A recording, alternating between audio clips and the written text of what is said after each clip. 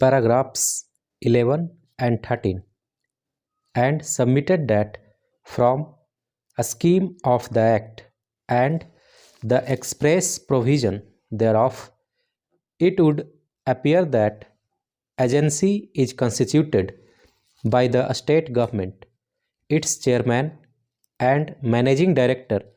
as also the members are appointed by the state government and hold office during the pleasure of the state government.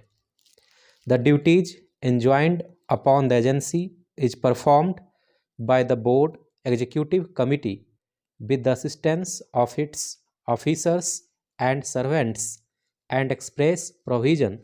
has been made for appointment of such officers and servants by the agency on such emoluments and on such conditions as may be laid down in the regulation to be framed by the board of the agency with the approval of the state government. Similarly, in the matter of allocation of funds, the budget has to be prepared by the agency and approved by the state government under section 25 of the Act. The direction issued by the state government is binding on the agency. According to the learned counsel for the petitioners, aforesaid statutory provision lead to irresistible conclusion that the obligation to meet legitimate expenses of the agency cannot be denied by the state. It is further submitted that in order to perform its statutory functions, the agency has to maintain the establishment and incur expenses if the objectives of the Act has to be performed by the agency, and that necessarily cast an obligation to pay the officers and servants of the agency of the emoluments prescribed. It is further submitted that the agency does not carry on any commercial activity so as to make profit, nor does it perform any other function which may enable it to generate funds to meet its obligation.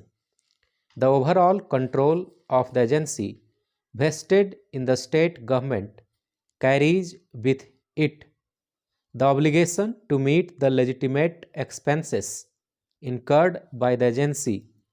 in the performance of statutory functions, which is nothing but the welfare functions of the state.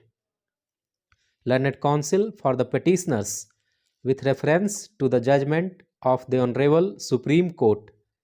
reported in 2010 two Supreme Court cases, submitted that office of the agency being an establishment under the Payment of Gratuity Act 1972, unless exempted by the competent authority under the said Act, has to pay gratuity to the employees of the agency who are entitled for such payment in terms of the provisions of the Payment of Gratuity Act 1972. In this connection, it is asserted by the learned counsel for the petitioners that the office of the agency has not been exempted from payment of gratuity to its employees. It is the responsibility of the state government to make available the necessary fund to the agency for payment of gratuity